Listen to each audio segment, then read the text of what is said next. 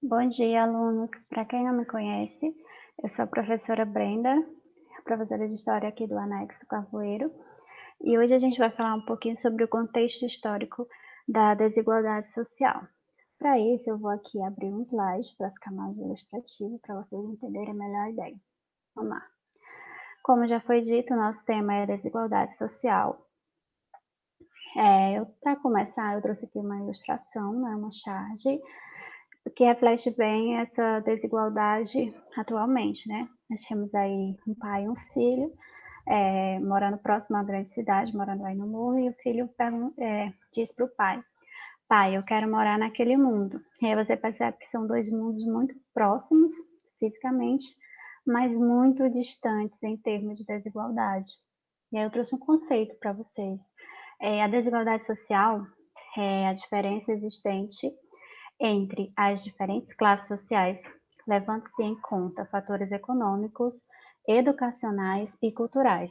Então, quando a gente fala em desigualdade social, nós não estamos falando apenas em desigualdade econômica. A desigualdade econômica é apenas parte dessa desigualdade social.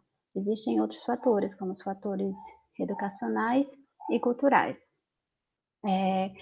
Para explicar melhor o contexto histórico da desigualdade social, eu trouxe aqui algumas ilustrações de diferentes épocas para a gente entender que a desigualdade social ela não é uma coisa apenas atual, ela vem desde o início, inclusive desde a pré-história, tá? Lá na pré-história, a gente tinha ali uma divisão dentro dos grupos sociais, né? Dentro dos grupos familiares, a gente já tinha um princípio ali de divisão, no momento em que a gente tem homens fazendo uma função, mulheres fazendo outra função, crianças outras, tá? Por exemplo, lá nas comunidades pré-históricas, os homens tinham a função de proteger e a função de caçar. Já as mulheres ficavam com a parte da colheita e de fazer a refeição. As crianças auxiliavam os mais velhos, enquanto os idosos geralmente eram os chefes desses grupos por serem considerados mais sábios. E ali já nasce ali um princípio de divisão. Essa divisão vai crescendo, e aí quando a gente chega nas sociedades antigas, a gente vai ter uma definição bem mais definida, uma divisão bem mais definida, naquilo que a gente conhece como pirâmides sociais. Eu trouxe um exemplo aqui das pirâmides sociais mais famosas aí da antiguidade, que é a pirâmide social do Egito Antigo, né? Que a gente tinha aí desde o faraó até os escravos. É impossível comparar a vida de um faraó com a vida de um escravo. O faraó ele era considerado um deus, ele não era nem considerado um ser humano dentro da sociedade egípcia. Ele era adorado, ele era cultuado, ele tinha empregados 24 horas à sua disposição, né? Abaixo dele nós tínhamos ali os nobres, os sacerdotes que eram bem importantes, mas também que estavam abaixo do faraó. Aí nós tínhamos os soldados, os escribas, os comerciantes, artesãos, os camponeses e, por último, os escravos. Ali a gente já tem uma divisão. A gente tem pessoas mais importantes e pessoas menos importantes. Pessoas com mais direitos e outras com menos direitos. A gente dá um salto agora lá para, perdão, para a sociedade feudal. Na sociedade feudal, ali na Idade Média, a gente tem três classes ali bem distintas. Quando se fala em Idade Média, a gente sempre pensa no poderio da Igreja Católica. Isso estava refletido dentro da pirâmide social desse período. Tanto que a classe mais importante durante a Idade Média era justamente o clero, né? Que dentro do próprio clero tinha uma divisão do alto clero e do baixo clero.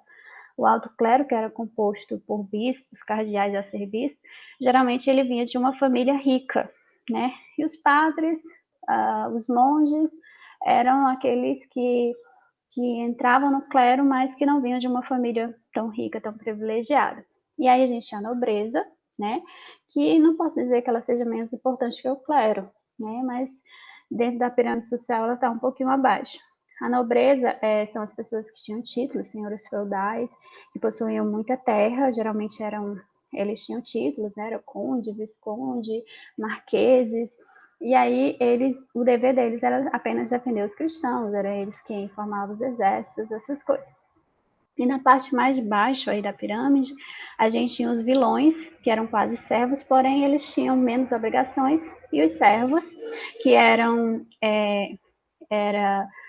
muito parecido com o escravo, porém não era escravo, porque o escravo ele faz o serviço sem ganhar nada em troca, né? Podemos dizer assim.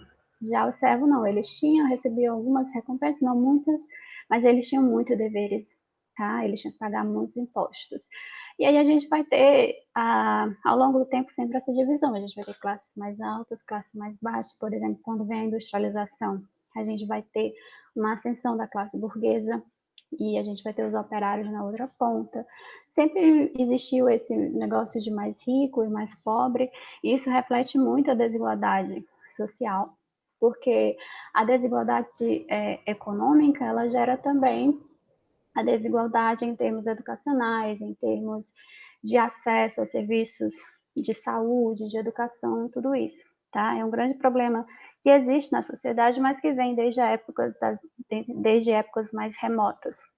E aí eu trouxe aqui para a gente ver como é a situação do Brasil atualmente, né?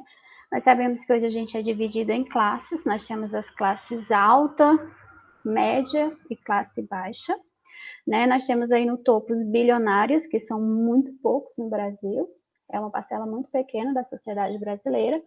Abaixo dos bilionários a gente tem os ricos, depois a classe média alta, a classe média baixa, e nós temos os pobres, e nós temos aquelas pessoas que estão abaixo dos pobres, que a gente diz que eles estão abaixo da linha da pobreza, também conhecido como miseráveis. São pessoas que ganham muito pouco para o seu sustento, por mês ou por dia, né, que vive numa situação muito desagradável, uma situação de muita desigualdade.